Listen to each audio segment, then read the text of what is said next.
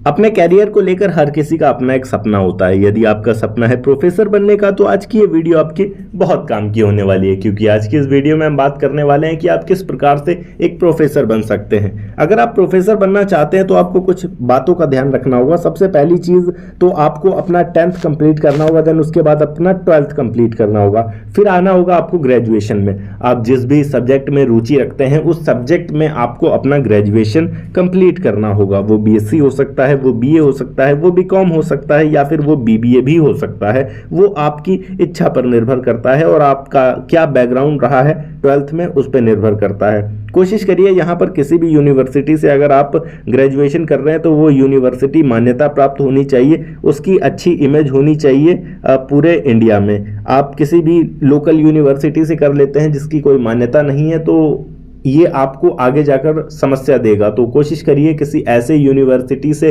करने की जिसमें आपको अच्छी खासी फ्यूचर अपॉर्चुनिटीज दिख रही हों, जिस यूनिवर्सिटी का अच्छा नाम हो। अगर कुछ यूनिवर्सिटीज़ की बात करें तो दिल्ली यूनिवर्सिटी हो सकती है, अगर आप प्राइवेट में जाते हैं तो चंडीगढ़ यूनिवर्सिटी हो सकती है, या फिर लखनऊ यूनिवर्सिटी हो सकती है। ऐसी बहुत सारी मान्यता प्राप्त यूनिवर्सिटीज़ भारत में मौजूद हैं, आप जिन्हें प्रेफर कर सकते हैं। कोशिश करिए यहाँ ग्रेजुएशन में आपके कम से कम 55 से 60% मार्क्स होने चाहिए, क्योंकि इससे कम अगर रहेगा तो आपको आगे जाकर प्रोफेसर बनने में समस्याएं आएंगी। और मैं ये कहूँगा कि आप प्रोफेसर नहीं बन सकते हैं अगर आप 55 से 60% से कम लाते हैं मार्क्स।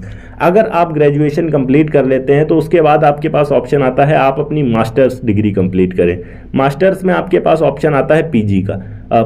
पोस्ट ग्रेजुएशन आपको करना होगा। पोस्ट ग्रेजुएशन में भी आपने जिस बैकग्राउंड से किया है उससे कर सकते हैं, या फिर अदर बैकग्राउंड में अगर आप जाना चाहें तो उसमें भी जा सकते हैं। पर अगर आप प्रोफेसर बनना चाहते हैं तो आपके पास यही ऑप्शन रहेगा कि आपने जिस बैकग्राउंड से ग्रेजुएशन किया है उसी से पोस्ट ग्रेजुएशन करते हैं। फॉर एग्जाम्पल हम यहाँ पर लेते हैं, अगर आपने हिस्ट्री सब्जेक्ट से बीए किया है तो उसके बाद आपको एमए करना होगा हिस्ट्री से।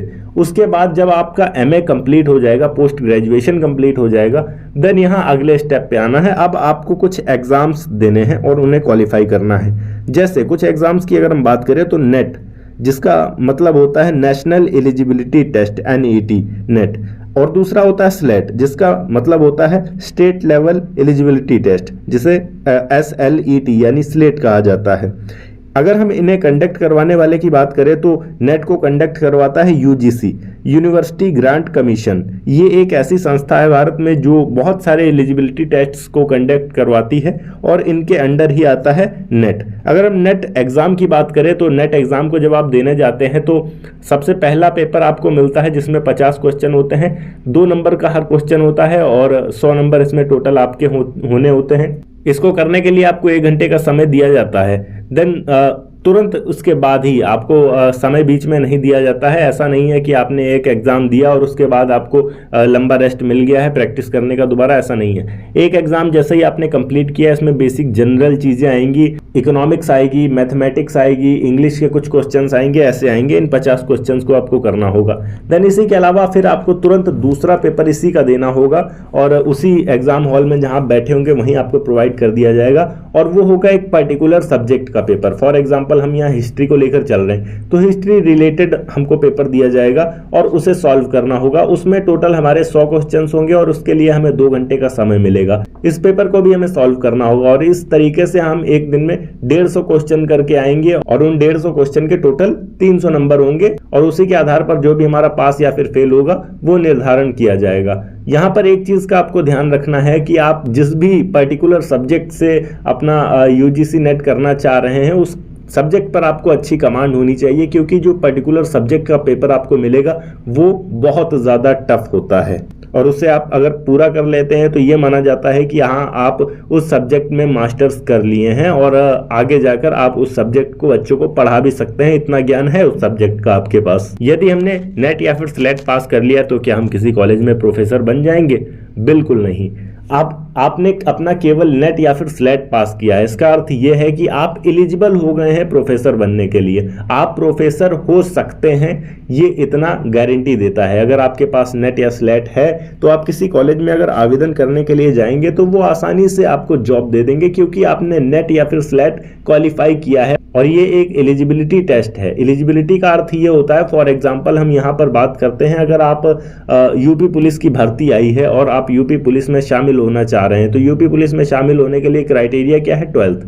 तो आपके पास अगर 12th है तो आप यूपी पुलिस का एप्लीकेशन भर सकते हैं। इसका अर्थ ये नहीं होगा कि आप यूपी पुलिस को ज्वाइन कर लिए हैं या फिर आप वहां पर जॉब करने लगेंगे। तो उसी प्रकार से नेट केवल एक एलिजिबिलिटी होता है। जैसे फॉर एग्जांपल हमारा 12th था, इसके बाद हम क्वालिफाई हो गए कि हम फॉर्म डाल सकते हैं, तो इसी तरीके से नेट एक एलिजिबिलिटी है जिसके बाद आप क्वालिफाई हो जाते हैं कि आप प्रोफेसर बनने के लिए अप्लाई कर सकते हैं अलग अलग कॉलेजेस में। अब आपको ये देखना है कि किस कॉलेज में पोजीशंस खाली हैं जिनके लिए आप अप्लाई कर सकते हैं, आवेदन कर सकते हैं उन पोस्ट्स के लिए, और वहां पर वो कॉलेज का मैनेजमेंट डिसाइड करेगा कि आपको जॉब देना है या फिर नहीं देना है। आपका इंटरव्यू लिया जाएगा और मोस्टली ऐसा होता है 99% केसेस में, अगर आपका नेट क्लियर है और आप जिस पर्टिकुलर सब्जेक्ट से हैं उस सब्जेक्ट की उस कॉलेज को रिक्वायरमेंट है, उस सब्जेक्ट के प्रोफेसर की रिक्वायरमेंट है उस कॉलेज में, तो वो आपको आसानी से अपने कॉलेज में ले लेते हैं और आप वहां पर अपना एक्सपीरियंस बढ़ा सकते हैं। इसी प्रकार से समय के अनुसार आपको कोई कॉलेज ऐसा मिलता है जो कि गवर्नमेंट कॉलेज है और वहां पर जरूरत है प्रोफेसर्स की,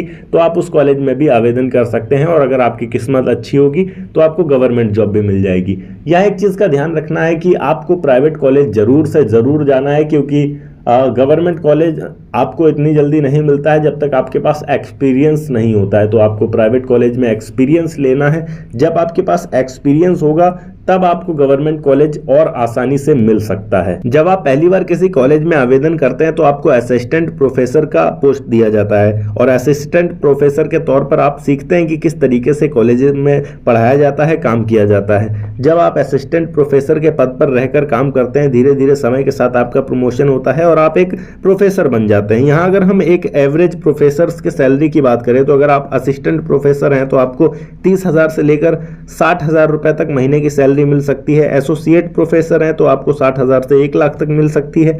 गेस्ट प्रोफेसर मतलब 1-2 लेक्चर लेने के लिए आप सिर्फ कॉलेज में आते हैं और फिर चले जाते हैं, आपको ज़्यादा डॉक्यूमेंटेशन से रिलेटेड काम वगैरह नहीं करना होता है। कॉलेज में आपको सिर्फ एज ए गेस्ट बुलाया जाता है। कुछ क्लासेस खाली हैं जिनमें आपको लेक्चर देना है, तो उसमें घंटों के हिसाब से पे किया जाता है। तो उसमें भी अगर हम बात करें तो लगभग 21,000 से 30,000 के बीच में लगभग आपको मिल जाता है। और अगर आप हेड बन जाते हैं किसी डिपार्टमेंट के, फॉर एग्जांपल एक कॉलेज है दिल्ली यूनिवर्सिटी की हम बात कर लेते हैं, दिल्ली यूनिवर्सिटी के इकोनॉमिक्स डिपार्टमेंट के आप हेड बन जाते हैं। बाकी जितने टीचर्स हैं इकोनॉमिक्स से रिलेटेड उनको आप कंट्रोल करते हैं नीचे, तो उसमें आपको 1 से 2 लाख तक की सैलरी भी मिलती है। और हर कॉलेज में एक हेड जरूर होता है हर डिपार्टमेंट का। ओके, तो ये थी एक छोटी सी वीडियो की किस तरीके से आप प्रोफेसर बन सकते हैं। अगर वीडियो अच्छी लगी हो तो वीडियो को लाइक करके चैनल को सब्सक्राइब जरूर कर दीजिएगा। धन्यवाद।